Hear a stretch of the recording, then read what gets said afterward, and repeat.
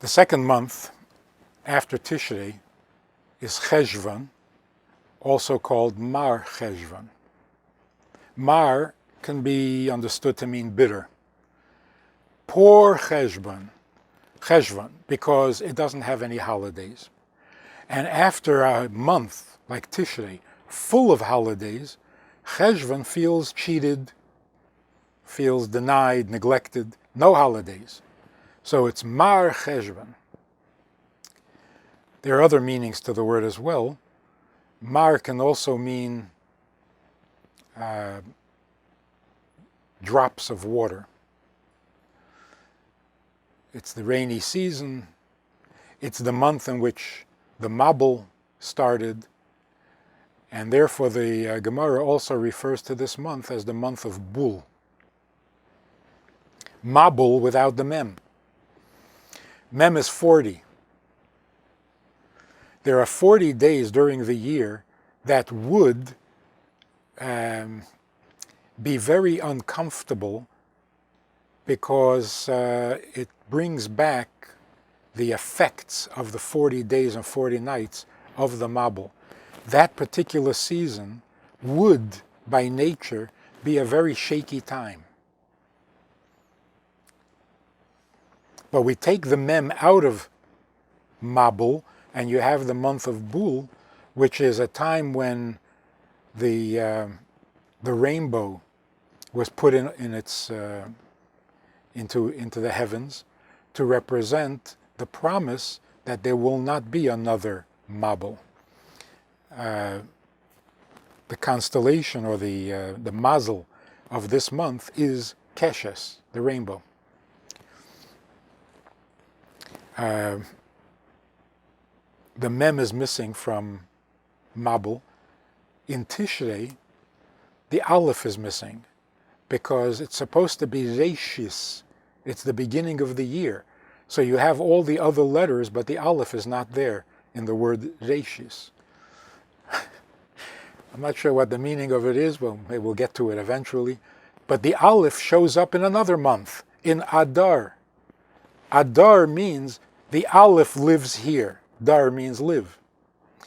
Aleph, Dar, means here the Aleph shows up. It's missing in Tishrei. It shows up in Adar, and there's all sorts of meaning to that as well. But what is the month of Cheshvan?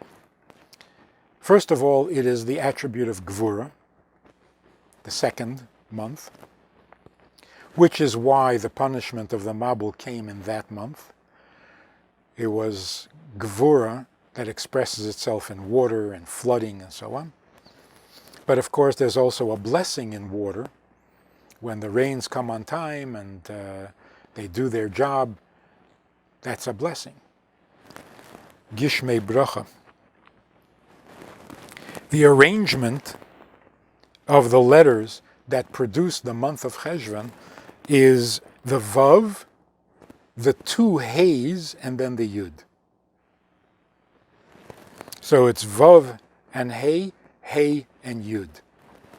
And there's a pasuk that represents that arrangement, and those are the words Udvarai Hayom Hazeh Yakum. Udvarai is the Vav, Hayom Hazeh the two Heys, Yakum is the Yud. And the meaning of it is that today my words will stand and will be fulfilled. Yakum. In Gvura, there's a possibility of destruction and devastation. The entire existence of the world is in question in Gvura, like in the flood. So the arrangement of these letters gives the world its stability and its permanence. When you arrange the four letters, Vav and two Heys, and the Yud, that gives the world its stability. My word, the word with which God created the world, will endure. It will last. See, when you put the two Heys together, it's the mother and the daughter. The first Hey, the big Hey, is Bina, which is the mother, and the second, the smaller Hey, is the daughter, which is Malchus. They're separated by a vav in the formal arrangement of God's name. But in this rearrangement of the name, the two hays come together between the vav and the yud. When the two hays come together, when mother and daughter join and are united, it gives the world its stability. There's the desire or the need sometimes where a daughter needs to not be like her mother, needs to put distance between herself and her mother. We need a vav, like a machitza, in between the first hay and the second hay. And that's normally okay, but only to a certain degree. When you look a little deeper, the two hays, the mother and the daughter, have to be joined and united. So that even when the vav does appear between them, that's only externally. That's a practicality. Sometimes you need a little distance. To grow up and to become independent and to become a mother yourself, you need to put a little distance between yourself and your mother. But that doesn't mean a separation. It doesn't mean conflict. The mother and the daughter need to thrive from each other. A mother is not a mother without a daughter, and a daughter is not a daughter without a mother. So the month of Cheshvon is a time to reflect on this reality. As far as we need to be, as much as we need some kind of a mechitza between mother and daughter, beyond that mechitza, there has to be a unity. You have to, the Gemara says, like mother, like daughter. That's not a curse or a threat. It's a blessing. The more consistent the relationship is between mother and daughter, the more the world can endure. If every daughter was completely different from her mother, there would be no sanity. There would be no continuity. There would be no stability to the world, because the world depends on the woman. The world is motivated by the woman, including husbands and men. Men go to war because women are watching. We're motivated by the needs and the mystique of the feminine. But when the mother and the daughter don't get along and the stability is disrupted, the world can't survive. The world can't endure. So the month of Cheshvan basically says